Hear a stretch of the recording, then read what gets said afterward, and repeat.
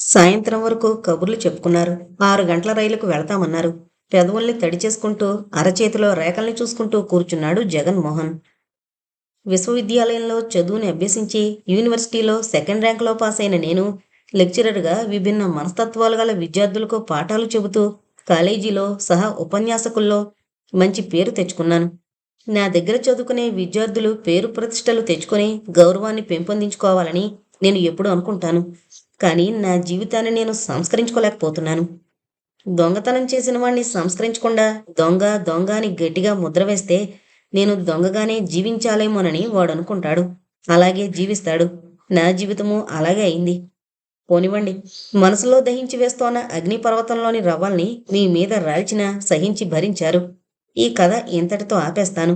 ఈ రాత్రికుండండి. సరదాగా కబుర్లు చెప్పుకుందాం అన్నాడు జగన్మోహన్. సందేహిస్తూ చూసింది రేణుక. ఈ రాత్రి ఎవరూ రారు. ఆ అనుమానం అక్కర్లేదు అన్నాడు. ఈ పరిస్థితుల్లో తమ సలహాలను, సందేహాలను జగన్మోహన్ పరిశీలిస్తాడేమోననే ఆశ అంకురించింది రేణుకకు. రజనీకాంత్ కూడా సరే అన్నాడు. ఆ రాత్రి కూడా హోటల్లోనే భోజనాలు చేసొచ్చారు. భరత్ వదిలిన భార్య తన జీవిత కథను అయిన వాళ్లతో చెప్పడం లోక సహజం. కానీ నా విషయంలో అది కాస్త పద్ధతిని మార్చుకుంది. నాకు వ్యక్తిత్వం ఉంది. కానీ అభిరుచి, కోరిక నన్ను వదలడం లేదు. ఇక నాలోని బలహీనత మీద మీ అభిప్రాయం చెప్పండి రజనీకాంత్ అన్నాడు. రజని రేణుక వైపు చూసి నవ్వాడు. మీ మనస్తత్వం మీద నా వ్యాఖ్యానం ఏమీ లేదు. కోరికల్ని మనసులోనే దాచుకోకుండా తీర్చుకుంటున్నారు. బురదలో నడవకుండా గట్టు మీద నడవమని నా సలహా. ఏ కోరికైనా గట్టు మీదుండి సాధించొచ్చు అన్నాడు రజనీకాంత్. మధ్యాహ్నమే ఇల్లంతా శుభ్రం చేసింది పని మనిషి. నిద్రొచ్చేంత వరకు కబుర్లు చెప్పుకుని ఆ దంపతుల్ని తన గదిలో నిద్రపోమన్నాడు. అయిష్టతను సిగ్గుతో సూచిస్తూ తల వంచుకుంది రేణుక. నాగా పడని దాంపత్యం కాదు మాది. వచ్చింది మీతో మాట్లాడడానికి గాని మీ పడక గదిలో మేం శయనించడానికి కాదు అంది రేణుక. Very good. మరి కబుర్లు చెప్పండి. సిగరెట్ వెలిగించి పొక్కగా ఉంటే ఫ్యాన్ స్విచ్ వేశాడు. మాట్లాడబోతూ ఎడం అరచేతి మీద కుడి బొటనవేలుతో రుద్దుతూ కూర్చుంది. మనసు కష్టపెట్టకుండా తను చేస్తున్న తప్పును జగన్మోహన్ ఒప్పుకునేలా చెయ్యాలన్నదే రేణుక కోరిక. బావగారు. Yes please. నిస్సంకోచంగా, నిర్భయంగా నీ అభిప్రాయాలు చెప్పు రేణుక. మీకు సంపర్కాభిలాష ఎక్కువ, లేక వెరైటీ మీద మోజా? మనసులో నవ్వుకున్నాడు రజనీకాంత్. అభిలాష కన్నా మోజు ఎక్కువ. కానీ మోజు అభిలాషకు పొదును పెట్టి ఉత్తేజాన్ని కలిగిస్తుంది. ఆ అవకాశం అక్కయ్యకి ఎందుకు ఇవ్వలేదు? సాయంత్రం కాగానే స్నానం చేసి జడల్లుకుని, తలలో పూలు ముడుచుకుని, గొట్టంలాంటి పౌడర్ డబ్బాలోని ఆ బూడిద ఇంత పూసుకుని, రాత్రికి పడగదిలోకి ప్రవేశించి, పక్కింటి వాళ్ల సోది, ఎదురింటి వాళ్ల కబుర్లు చెప్పి యాంత్రికంగా కాపురం చేయడంలో నాజుకు, నవ్యత ఏదీ ఉండదు. రేణుక భర్త వైపు చూసింది. ఆ చూపులో మీరేమీ అనుకోకండి అనే అనునయం, అభ్యర్థన. ఆ నాజుకు, నవ్యత ఆ భార్య కూడా కోరుకోవచ్చుగా అంది. తప్పకుండా. కానీ ఆ మనస్తత్వం అందరి ఆడవాళ్లలోనూ ఉండదు. అది చదువు మాదిరే. పాఠ్యపుస్తకాలు, క్లాసు, లెక్చరరు ఒకటే. ఒక విద్యార్థికి మార్కులు 80, మరొకడికి 60, ఇంకొకడికి 40. అనునయం, సామర్థ్యం అందరికీ అబ్బదు. నవ్యత అనేది ముఖ్యంగా మనసులో కలగాలి. మనసును బట్టే ఆలోచన సరళి రావాలి. కానీ అలాంటి భావాలు మీ అక్కయ్యలో మృగ్యం. అంటే భార్య గదిలోకి రాగానే మీ ఆలోచనలు మీ అభిలాష చుట్టూ తిరుగుతూ ఉంటాయి. అందుకు సృష్టి కార్యం ప్రాతిపదికైన భావానుసారంగా మనిషిలోని కవళికలు ఒక రకంగా చెప్పాలంటే నటన మారాలంటారు. ఆలోచనలో పడ్డాడు జగన్మోహన్. గదిలోకి వెళ్ళి ఒక్కపొడి డబ్బా తెచ్చాడు. 4 పలుకులు నోట్లో వేసుకుని వాళ్లకు ఇచ్చాడు. పెళ్లి కాకముందు నుంచి నాకొక సహ ఉపన్యాసకురాలితో పరిచయం ఉంది. పెళ్ళయ్యాక కూడా ఆ సంబంధం సాగుతూనే ఉంది. ఆ విషయం నేనే సావిత్రితో చెప్పాను. 3 రోజులు ఏడ్చింది. వారం రోజులు విడిగా పడుకుంది. 4 రోజులు నన్ను నానా మాటలంది. ఆ విషయాన్ని నేను దాచి రహస్యంగా నా సంబంధాన్ని కొనసాగిస్తే తను కనుక్కునేది లేదు. మంచి చెడ్డలను మనసులోనే దాచుకుని నోటితో మంచినే మాట్లాడి వంచనతో జీవించే మనస్తత్వం కాదు నాది.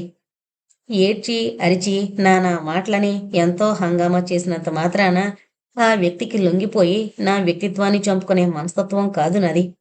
ఈ సంఘంలో నాలాంటి భర్తలు చాలామంది ఉన్నారు. వారి భార్యలు వాళ్ళని ఇలా అల్లరిపెట్టి ఆ భర్తల మనసు విరిగే రీతిగా ప్రవర్తించడం లేదు. సాంప్రదాయాలకు, పతివ్రతకు కట్టుబడి ఉండేవాళ్ళు ఏ కొద్దిమందో. మనిషికి కావలసింది సర్దుకుపోయే మనస్తత్వం కాని అల్లరి కాదు అన్నాడు. రజనీకాంత్ శ్రోతగానే వింటున్నాడు. తానుగా కల్పించుకోలేదు. భర్త వ్యభిచారైనా, తాగుబోతైనా భార్యలో సర్దుకుపోయే గుణం ఉండాలంటారు. రేణుక ప్రదర్శించిన భావాలకు నవ్వుకున్నాడు జగన్మోహన్. నువ్వు వాడిన పదాలు చాలా కటువైనవి రేణుక. భార్యను కొట్టి, తిట్టి, నానా బాధలు పెట్టి, కిలో బియ్యాన్ని కూడా డబ్బులివ్వకుండా ఎప్పుడూ ఉంపుడుగత్తెల ఇళ్లల్లో పడుంటూ మానసికంగా, శారీరకంగా నికృష్ట జీవితాన్ని గడిపే పిచ్చికొకను కాను. తప్పొప్పుల నిర్ణయం తర్కించడం వల్ల జరగదు. ఆస్తి, ఉద్యోగము, గౌరవము ఉన్న నా బోటి మగవాళ్లంతా 100కి 100 మంది పవిత్రులు కారు. ఏదో కారణంగా నోరు, కాలు జారిన వారే. ఈ మగవాళ్ల మనస్తత్వం ఆ ఆడవాళ్లకు తెలుసు. కాని ఆ విధాత వాళ్లకు సర్దుకుపోయే మనస్తత్వాన్ని ప్రసాదించాడు అన్నాడు. రేణుకకు ఈ మాటలు ఏమాత్రం నచ్చలేదు. మనస్తత్వరీత్యా మీ చర్యల్ని సమర్థించుదామని అనుకుందాం. ఆరోగ్యరీత్యా డాక్టర్లు కూడా సమర్థిస్తారా? ఈ ప్రశ్నకు సమాధానం చాలా తేలిక. అన్నీ పోగొట్టుకున్నవాడు ఆరోగ్యాన్ని గురించి లెక్క చేయడు. అన్నీ కావాలనుకున్నవాడు ఆరోగ్యం పోగొట్టుకోడు. రేణుక 5 నిమిషాలు కళ్ళు మూసుకుని కూర్చుంది. నిద్రొస్తుందా రేణుక అన్నాడు. లేదు. మీ భావాలతో నన్ను నిద్రపుచ్చాలనుకున్నా కంటి నుంచి కునుకు పారిపోయింది. కళ్ళు మూసుకునే అంది. నా ముఖం చూడదలుచుకోలేదా? నవ్వుతూ రజనీకాంత్ వైపు చూశాడు జగన్మోహన్. 10 మందిని హత్య చేసిన హంతకుడి ముఖాన్ని జడ్జిగారు చూడక తప్పదు. ఉమెన్ అండ్ వైన్కు మీ మనసులో, హృదయంలో సముచిత స్థానాన్నిచ్చి ఆరాధించే మీలాంటి కళాపోసకుని ముఖం చూడ్డంలో తప్పేమీ లేదు. అక్కయ్య కూడా మరో స్టేటస్ ఉన్న మగవాడి ముసుగులో దూరుంటే ఎంతో బాగుండేది. లివ్ అండ్ వెట్ లివ్ అనే మీ మనస్తత్వానికి సరిగ్గా సరిపోయేది. కళ్ళు తెరవలేదు. రజనీకాంత్ చకితుడయ్యాడు. జగన్మోహన్ రేణుక మనస్తత్వాన్ని అంచనా వేస్తున్నాడు. దెబ్బ కొట్టబోతోంది, జాగ్రత్తగా ఉండాలి సుమా అని మనసు హెచ్చరించింది. నీతి అందరికీ ఒకటే. ఉద్యోగాల్ని తీసుకుందాం. ఏ పోస్టుకైనా ఆడవారికి ఒక జీతాల స్కేలు, మగవారికి ఒక జీతాల స్కేలు లేదు అంది. కళ్ళు తెరవదలుచుకోలేదా రేణుక? లేదు. నేను కళ్ళు మూసుకుని అడుగుతాను. మీరు కళ్ళు తెరిచి నా ముఖం చూస్తూ సమాధానం చెప్పండి అంది. మీ మనసు అద్దం లాంటిది. కాని కళాయిపోయి చూసేవాళ్లకు మసక మసగ్గా కనిపిస్తోంది. అక్కయ్య మీ ప్రిన్సిపాల్ గారిని ఉంచుకున్నదనుకోండి. Define your views please. ఫక్కున నవ్వాడు జగన్మోహన్. రేణుక, ఆచరణకు ఊహకు చాలా తేడా ఉంది. ఈ రాత్రి నీతో గడుపుదామని ఊహించాననుకో, నిన్ను తెల్లవారులు గడుపుదామనుకుంటాను. అది జరిగే పనేనంటావా? ఈ ఊహ నిజమైతే ఆ ఊహ కూడా సమంజసమే అన్నాడు. విభ్రాంతితో కళ్ళు తెరిచి భర్తకు దగ్గరగా జరిగి కూర్చుంది. అతని చెయ్యి తన చేతుల్లోకి తీసుకుంది. పమిట నిండుగా కప్పుకుని కూర్చుంది. కాళ్ళు కనపడకుండా కుచ్చెళ్లు సరిచేసుకుంది. మనసు కుదుట పడేసరికి 5 నిమిషాలు గడిచాయి. మంచి చెడ్డలు మనసువి కాని మనిషివి కావు. కాని మనసు మనిషికి లొంగిపోతుంది. చేసేది తప్పని తెలుసు. కాని కోరికకు మనిషి బానిసైపోతాడు. మనసు, కోరిక, మనిషి ఈ మూడింటిలో బలం మనిషికుంది. ఆ మనిషికి కోరిక టానిక్లా పనిచేస్తుంది. ఇద్దరూ కలిసి ఇది తప్పు అని చెప్పే మనసు నోరు మూయించేస్తారు. నా పరిస్థితి ఈ విధంగా ఉంది రేణుక అన్నాడు. మరో మాట అన్నాడు. చెప్పమన్నట్లుగా చూశాడు. భర్త ద్వారా భార్యకు చెందవలసిన తేజస్సు, ఓజస్సు పరభామినుల పరమైతే ఆ మగవాడు నిర్వీర్యుడైపోడా అంది. తప్పకుండా. మనసు బలాన్ని పుంజుకున్నప్పుడు మనిషికి ఆ జ్ఞానోదయం కొన్నాళ్లకు కలుగుతుంది అన్నాడు. ఆ రాత్రి 12 గంటల రైల్లో వచ్చేశారు రేణుక, రజనీకాంత్. ఒక రోజున జయసుందరి తండ్రి వద్ద నుంచి ఒక శుభలేఖ, ఉత్తరం వచ్చాయి. కోడూరులో జయసుందరి మేనమామ కూతురు పెళ్లి. అందర్నీ రమ్మని ఆహ్వానం. అందరూ బందరొస్తే అక్కడి నుంచి కాంట్రాక్టు బస్సులో కోడూరు వెళ్లే ఏర్పాటు. మేనమామ కూతురు కూడా జయ వయసుదే. కాస్త నలుపు కావడంతో సంబంధాలు కుదరలేదు. ఇప్పటికీ కళ్యాణ గడి వచ్చింది. అమ్మాయి జయ చిన్నప్పటి నుంచి స్నేహితులు. ఈ పెళ్లికి తప్పక వెళ్లాలని పట్టుబట్టింది జయ. మీ మేనమామ కూతురు పెళ్లికి మేమంతా ఎందుకు, మీ ఇద్దరూ వెళ్ళండి అంది అన్నపూర్ణమ్మ. భర్తని కూడా రమ్మని బ్రతిమాలింది జయ. ఆఫీసు పని ఒత్తిడి వల్ల రాలేనన్నాడు రామచంద్రరావు. ఆ రాత్రి గదిలో అంది జయ.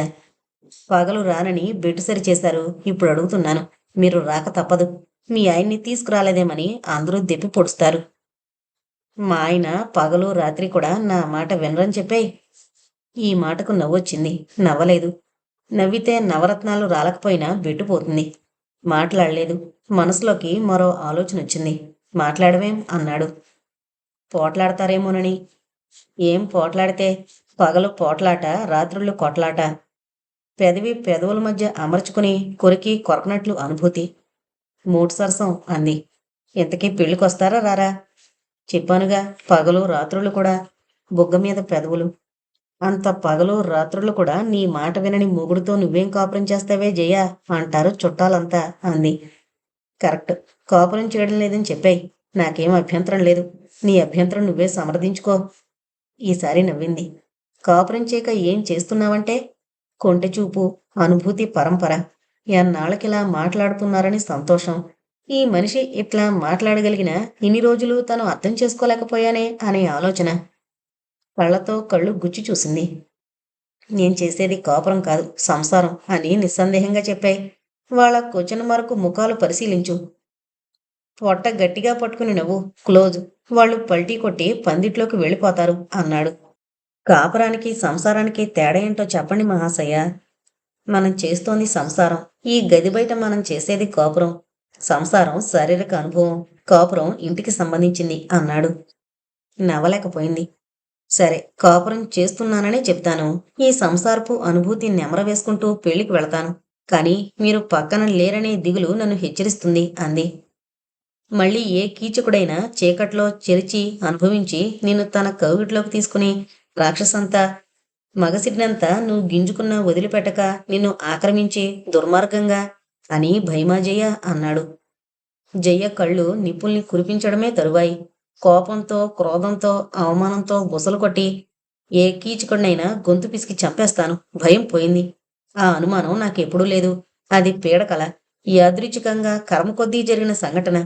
ఎంగిలిపడ్డానే అనే బాధ, మానసిక వ్యధ, కుమిలింపు. అంతే అంతే. నా మనసులో ఆ బాధ తాలూకా భయం ఇప్పుడు లేదు. నన్ను కరుణించిన కరుణామయులు మీరు. నా దేవుడు, మచ్చ తెచ్చిన భార్యను భరిస్తోన్న భర్త మీరు అని కన్నీరు పొంగి పొరలగా అతని పాదాల మీద వాలిపోయింది జయ. మర్నాడు మధ్యాహ్నం బందరు వెళ్ళింది జయ. అక్కడి నుంచి తల్లి, తండ్రి, ఇతర బంధువర్గంతో కలిసి కోడూరు పెళ్లికి వెళ్ళింది. పెళ్ళికొడుకు నెల్లూరు కాలేజీలో డెమాన్స్ట్రేటర్. పేరు మృత్యుంజయరావు. పెళ్లి కూతురు శారద. పలహారాలు తీసుకుని విడిదిలోకి వెళ్లారు. మేనమామ భార్యతో తను వెళ్ళింది జయ. పెళ్ళికొడుకు బంధువులు తక్కువ, కాలేజీ మిత్రులు ఎక్కువ. వారిలో ఒకడు జగన్మోహన్.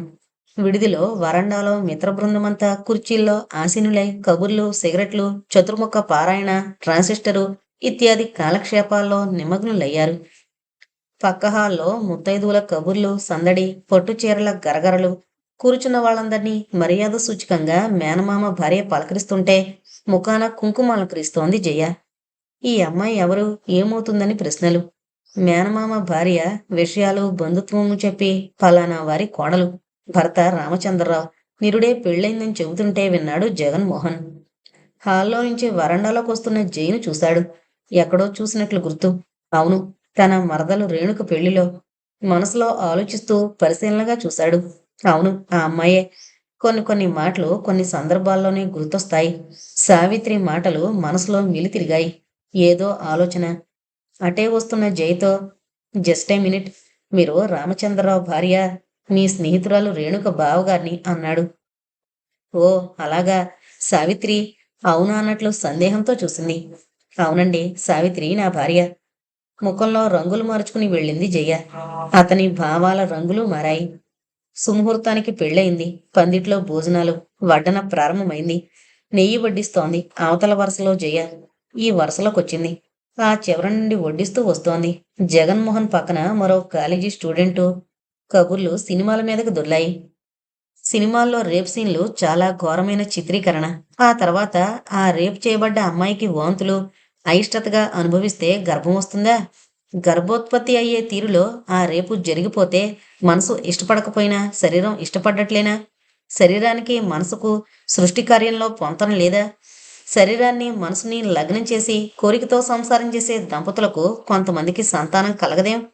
ఈ సినిమాలొచ్చాక నిజ జీవితంలో కూడా రేపులు జరగడం సినిమాల ప్రభావమా? ఆ తర్వాత ఆ అమ్మాయికే మరో వ్యక్తితో పెళ్ళైతే జీవితంలో జరిగిన ఆ సంఘటన తాలూకా నెగిటివ్ను మనసులో ఉత్పన్నమయ్యే భావాల జ్వాలలో నామరూపాలు లేకుండా తగలబెట్టినంత మాత్రాన మనసు నుంచి ఆ సంఘటన చెరిగిపోదు కదా. వాళ్ళ చర్చల సారాంశం, కబుర్లు ఆ తీరుగా ఉన్నాయి. ఈ మాటలన్నీ విన్నది జయ. జగన్మోహన్ పక్క వ్యక్తి వరకు నెయ్యి వడ్డించి చెయ్యి వణికేటట్లుగా ఉంటే నేతి గిన్నె అక్కడే పెట్టి వెళ్ళిపోయింది. వెళ్ళి ఓ గదిలో చాప మీద పడుకుంది. ఆ సందడి సమయంలో ఎవరూ పట్టించుకోలేదు. మేనమామ భార్య వచ్చి అడిగింది. తల దిమ్ముగా ఉందని చెప్పింది. ఆవిడ నవ్వి, స్నానం చేసి ఎన్నాళ్ళయింది అంది. నివ్వెరపోయింది జయ.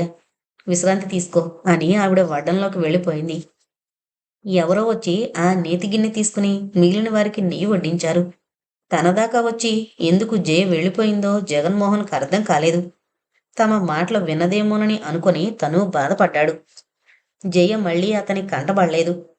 పెళ్లి కాగానే మళ్ళీ తల్లి తండ్రితో బందరు వెళ్లకుండా ఇటే వచ్చేసింది. 2 రోజులు ముభావంగా ఉంది. కారణం ఎవరికీ అర్థం కాలేదు. అలా ఉన్నవేం జయ అడిగాడు రామచంద్రరావు. ఏం లేదు. ఏదో ఉంది. మనసు తేలికపడే విషయమైతే నాతో చెప్పు, రహస్యమైతే నీలోనే దాచుకో. తాపీగాని సిగరెట్ వెలిగించాడు. అగ్గిపుల్ల ఆర్పకుండా మూలకు విసిరేశాడు. మూలనున్న పాత కాగితాలు కాలిపోతుంటే కాలితో తొక్కి ఆర్పేశాడు. మళ్ళీ కొత్త సంఘటన. పెళ్లికి వెళితే పరాభవం పాలయ్యొచ్చే జాతకం నాది. మళ్ళీ చీకటి గది సంఘటన. కాదు, మాటలతో మనసు గాయపడే సందర్భం. మనసులో ఏదో ఆలోచన, అవమానపడ్డాననే కుమిలింపు. మనిషిక్కడ, మనసు ఆనాటి పందిట్లో మాటలు మళ్ళీ మళ్ళీ తలచుకుంటోంది. ఎవరా అన్నవారు? మాటలతో మనసు గాయపరిచిన ఆ మగధీరుడు రేణుక బావగారు. ఆశ్చర్యపోయాడు. పెళ్ళికొచ్చాడా? అవును, పెళ్ళికొడుకుతో కొంతమంది కాలేజీ స్టాఫ్ వచ్చారు. అందులో ఇతనొకడు. అతను మాట్లాడలేదు. అర్ధరాత్రి వరకు జై నిద్రపోలేదు. నిద్రపోయే భర్తను లేపింది. ఊరికే తిని కూర్చుంటే నా మనసు నన్నే తినేస్తోంది. కొన్నాళ్లకు మీరు అనుభవించడానికి ఏమీ మిగలదు. నాకు ఉద్యోగం ఇప్పిస్తే నాకున్న ఆయుర్దాయం నిలబడుతుంది అంది.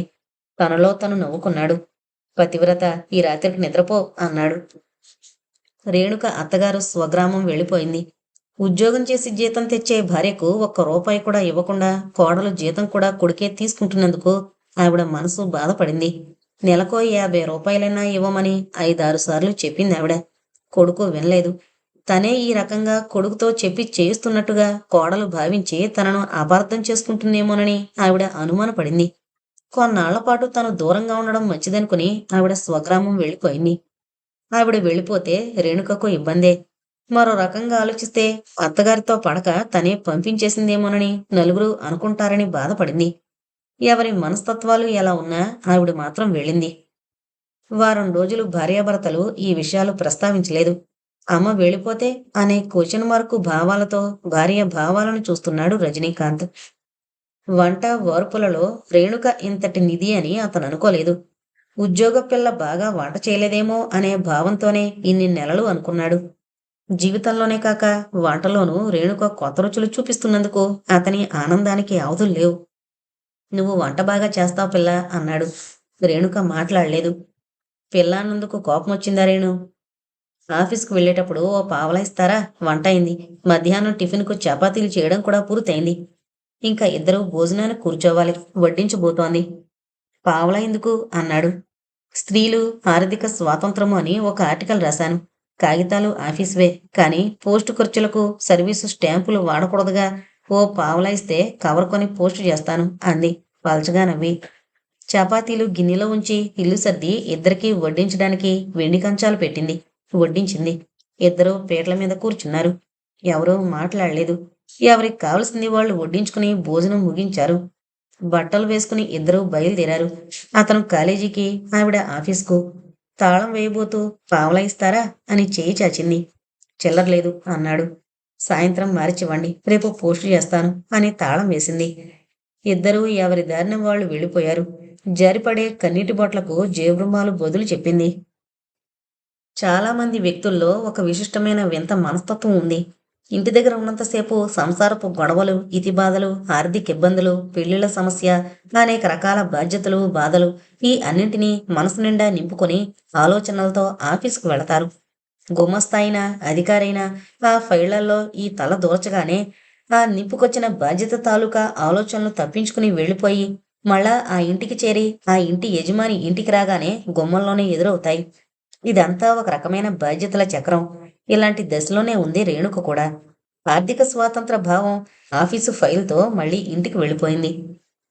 ఆ సాయంత్రం ఇంటికి రాగానే ఓ 10 పోస్టు కవర్లు, 10 కార్డులు, 4 దస్తాల తెల్ల కాగితాలు, కవర్ పేపర్లు, 5-6 రూపాయల పోస్టు స్టాంపులు తెచ్చి టేబుల్ మీద పెట్టాడు రజనీకాంత్. వాటితో పాటు ముఖాలంకరణ సామాగ్రి, లేత పసుపచ్చ జార్జెట్టు చీర, అద్దె రంగు చోళీ, మరికొన్ని వెచ్చాలు, 4 స్టీలు ప్లేట్లు. అన్నీ చూసి ఆశ్చర్యాన్ని ప్రకటించింది రేణుక. పావలాకిన్ని వస్తువులా? మనస్తత్వం పెరిగి మనసు చిన్నబుచ్చుకుంది. నువ్వు కొనమన్నవే కాదు, నీ అవసరాలు గ్రహించి చెప్పకముందే అన్నీ తేవాలన్నది నా సరదా. నీ చేత్తో పావలా ఇచ్చి ఒక కవరు కొనక్కర్లేదు. నీ నోటి మాటతో నా చేత సర్వం కొనిపించు, నాకది హాబీ అన్నాడు. ఏం మాట్లాడలేకపోయింది రేణుక. ఆ కళ్ళల్లో ఎంతో సంతృప్తి, ఆ కళ్ళ వెనకాల ఆర్ద్రత, తీరని కోరిక, తన భర్త ఎందుకిట్లా ప్రవర్తిస్తున్నాడో అర్థం కాని ఆవేదన. మళ్ళీ అడగను ఒక్క ప్రశ్న. ఏంటది? డబ్బు నా చేతి మీదుగా వాడకూడదా? సరైన సమాధానం చెప్పలేను. మనిద్దరి మధ్య ఈ రకమైన మానసిక వ్యధ ఉండకూడదు. ఈ ఒక్క కోరిక మినహా ఏ కోరిక కాదన్ను. నన్ను క్షమించు రేణుక అన్నాడు. కన్నీళ్లతో రేణుక కళ్ళు ఉబ్బాయి. ఏమీ మాట్లాడలేకపోయింది. రోజులు గడుస్తున్నాయి. ఆఫీసుకు వెళ్ళొస్తోంది. జీతం తెచ్చి భర్తకే ఇస్తోంది. ఈ విషయాలన్నీ సావిత్రితో చెప్పింది రేణుక. ఆ రోజు ఆదివారం సెలవు. పాలిటెక్నిక్ లెక్చరర్లంతా ఏదో మీటింగ్కు హైదరాబాద్ వెళ్లారు. తోడుగా ఉండడానికి సావిత్రిని 2 రోజులు ఉండమంది. సావిత్రి పిల్ల వచ్చారు. ఆ రోజున తామిద్దరూ జగన్మోహన్తో మాట్లాడొచ్చిన తర్వాత అక్కడి విషయాలన్నీ ముక్తసరిగానే చెప్పింది రేణుక. భర్త మనస్తత్వంపై భార్య వ్యాఖ్యానమేమిటో తెలుసుకోవాలి అనుకుంది. బావ జోదరి కాదు. ఆయనకి కావలసింది మందు, మగువ. అంత మాత్రం చేత ఆయన వ్యభిచారి, తాగుబోతు అనుకోను. బావ ప్రవర్తన, పద్ధతులు నీకు నచ్చకపోవచ్చు. నచ్చవు కూడా. మీరిద్దరూ భార్యాభర్తలుగా కలిసి జీవించరా? సావిత్రిని అడిగింది. రేణుక మనసులోని అభిప్రాయాలను చదవడానికి ప్రయత్నించింది సావిత్రి. భర్త చేసే ఈ రకమైన అవినీతి కార్యాలను చూస్తూ సహించి ఆమోదముద్ర వేసే సహనశక్తి, మనస్తత్వం నాలో లేదు. పెళ్లి చేసుకుంది ఇందుకేనా? వెరైటీ కోసం వేటాడే మనస్తత్వం ఉన్న మగవాడికి భార్యతో ఉంటున్న సమయంలో కూడా ఆ బుర్రలో వేటకొక్కలై తిరుగుతూ ఉంటాయి. పాప నిద్ర లేచింది. పోరు పెట్టి ఏడవసాగింది. పాలు పట్టినా తాగలేదు. విసుగు, కోపంతో వీపు మీద ఒకటి చరిచి పడుకోబెట్టి చిచ్చు కొడుతూ మాట్లాడకుండా కూర్చుంది. బావ మీద కోపం పాప మీద చూపిస్తే అదేం చేస్తుంది? నేను పుట్టాక అమ్మా నాన్న దూరమయ్యారని అదే మనసులో బాధపడుతుందేమో నీకేం తెలుసు? కొంగుతో కళ్ళు తుడుచుకుంది. బాధ ఎవరికి బాధ? భార్యను పుట్టింట్లో వదిలేసి నెలకు 200 చావకుండా పంపుతున్నందుకు ఆయన తృప్తి పడుతున్నారేమో, కానీ బాధపడ్డం లేదు. ఆ మనీ ఆర్డర్ వచ్చిన రోజున పెన్షన్ వచ్చినట్లుగా అమ్మా నాన్న కాస్త సంతోషిస్తున్నారేమో గాని బాధపడ్డం లేదు. బాధను దిగమింగి పోస్ట్ మ్యాన్ ఏమన్నా అనుకుంటాడేమోనని పలచగా సంతోషాన్ని ముఖాన రాచుకుని సంతకం చేసి 200 తీసుకుంటాను. అతని సంతోషం కోసం ఓ రూపాయి ఇస్తాను. ఆ మనీ ఆర్డర్ కోపంలో ఏమీ ఉండదు. వారి సంతకం నేను, నా సంతకం వారు చూసుకుని తృప్తిపడ్డం తప్ప బాధపడ్డం లేదు అంది. పాప నిద్రపోయింది. నువ్వు దూరంగా ఉన్నందువల్ల బావ మరీ చెడిపోతాడేమో కాని మనస్తత్వం మారదు. అక్కడే ఉంటే మంచిదేమో. పలచగా నవ్వింది సావిత్రి. దూరంగా ఉంటే దృశ్యం కనపడదు. అక్కడికి వెళితే ఆ ఖాళీ సీసాలు పారేసి ఆ గాజు గ్లాసులు నేనే కడగాలి. ఆయనతో తిరిగే ఆడవాళ్ళని నా కళ్ళతో నేనే చూడాలి. అంతేకాదు, స్నేహితురాళ్లలా ఆదరించాలి. కాఫీ, టిఫిన్లివ్వాలి. ఓపుకున్న అంత సహనం ఏ ఆడదానిలో ఉండదు. పావలా ఇచ్చి పావుసేరు మల్లెపూలు కొనుక్కుని సూది కోసం పక్కింటికి వెళ్లే మనస్తత్వం కాదు నాది అంది జరిగిపోయిన సంఘటనలను నెమరు వేసుకుంటూ. మాటలు పెంచినందువల్ల మిగిలేది మానసిక వ్యధ అని తెలుసుకుంది రేణుక. ఆలోచనలను నిద్రపుచ్చి వారు నిద్రపోయారు. ఆ మర్నాడు చీరలు కొనుక్కోవడానికి బజారుకు వెళదామంది సావిత్రి. పాపకు కూడా గౌన్లు కొనాలి. పాపకు 2 రెడీమేడ్ గౌన్లు తనే కొనిద్దామనుకుంది రేణుక. సావిత్రి కూడా చీర ఇవ్వాలనుకుంది. ఇవన్నీ అమలు జరగాలంటే తన భర్త రావాలి. వారొచ్చాక షాపింగ్కు ముగ్గురం వెళదాం. ఒక 2 రోజులు అంది రేణుక. ఈ మాటకు నవ్వి రేణుక ముఖంలోకి ప్రశ్నార్థకంగా చూసింది. ఆర్థిక పరిస్థితి అనుమతించినా ఆర్థిక స్వాతంత్రం లేని ఉద్యోగస్తురాలివి. ఆ విషయం నాకు తెలుసు. పర్వాలేదు, గడప కదులు ఆదేశించినట్లుగా అంది సావిత్రి. మనసులో తారట్లాడే భావాలు నెత్తిన ఒక్క ముట్టుముట్టి మళ్లీ యథాస్థానానికి వెళ్లిపోయాయి. సాయంత్రం ఆఫీస్ నుంచి 1 గంట ముందుగా వచ్చింది రేణుక. ఇద్దరూ పాపం తీసుకుని షాపింగ్కి వెళ్లారు. దారిలో పాలమ్మాయి రవణమ్మ కనిపించింది. కొడుకుని తీసుకుని వెళుతోంది. చక్కగా నవ్వుతూ పలకరించింది. ఎక్కడికి అమ్మాయి గారు? అక్కయ్య బట్టలు కొనుక్కుంటానంటేను బజారుకు బయలుదేరాం. నువ్వు? అంది రేణుక. కళా సమితిలో మెంబర్షిప్ ఉంది. నెలకు 3 రూపాయలు కట్టాలి. ప్రతి నెల పాట కచేరీయో, భరతనాట్యమో, నాటకమో ఏదో ఒకటి ఉంటుంది. ఇవాళ కూచిపూడి వాళ్ళ భామా కలాపం. ఈ ప్రోగ్రాంకి మరో 2 రూపాయలు ఎక్కువ. ముందుగా వెళితే ముందు సీట్లలో కూర్చోవచ్చని బయలుదేరాను. రండి, మారుతి విలాస్లో కాఫీ తాగి వెళదాం అని ఆహ్వానించింది. ఆ మాటలో మనసులో స్వచ్ఛత, ఆప్యాయత, మనిషి యందు గౌరవం. వద్దు రమణమ్మ, కాఫీ టిఫిన్ అయ్యే వెళుతున్నాం. నీకు ఆలస్యం అవుతుందేమో అంది రేణుక. పర్వాలేదు రండి ప్లీజ్ అంది. రోడ్డు మీద తర్కించడం బాగుండదని సరేనన్నారు. అందరూ హోటల్కు వెళ్లారు. లేడీస్ రూంలో కూర్చున్నారు. కాఫీ తాగారు. అంతకుముందు ఆ రూంలో కూర్చున్న జంట కాఫీ తాగి వెళ్ళిపోయారు. ఉన్నది వీళ్ళు మాత్రమే. మీ ఆయన రాలేదా అంది సావిత్రి. ఆయన సినిమాకి మినహా ఇలాంటి వాటికి రారు. ఇంట్రెస్ట్ లేదు. పైగా ఏదో ఫ్రెండ్ ఇంట్లో పార్టీ ప్రోగ్రాం ఉందట అంది. బిల్లు ప్లేట్లో ఉంచాడు బేరర్. 20 రూపాయల కాగితాన్ని ప్లేట్లో ఉంచింది. బేరర్ బిల్లు చెల్లించి మిగతా నోట్లో చిల్లర ప్లేట్లో ఉంచి తెచ్చాడు. టేబుల్ మీద పెట్టి వెళ్ళిపోయాడు. ఆయనట్లా పార్టీలకు వదిలేసి నువ్విట్లా వస్తుంటే ఆయన ఏమీ అనుకోడు అంది సావిత్రి. నవ్వింది రావణమ్మ. మనకి స్వేచ్ఛ స్వాతంత్రాల కోసం తాపత్రయపడుతున్నప్పుడు వాళ్ళ అభిరుచుల్ని మాత్రం మనం గౌరవించొద్దు అని ప్లేట్లో ఓ పావలా బేరర్ కొదిలేసి కుర్చీలోంచి లేచింది. అంతా వచ్చేశారు. ఎవరి దారిన వాళ్ళు వెళ్ళిపోయారు. మనం పెంచుకుంటోంది అభిజాత్యం. సరదాలకు, మనస్తత్వానికి సరైన అర్థం చెప్పుకోవాలంటే రవణమ్మకు మించిన ఉదాహరణ లేదు అంది రేణుక. సావిత్రికి మనసు విదిల్చి ఆలోచించాలనే కోరిక కలగలేదు.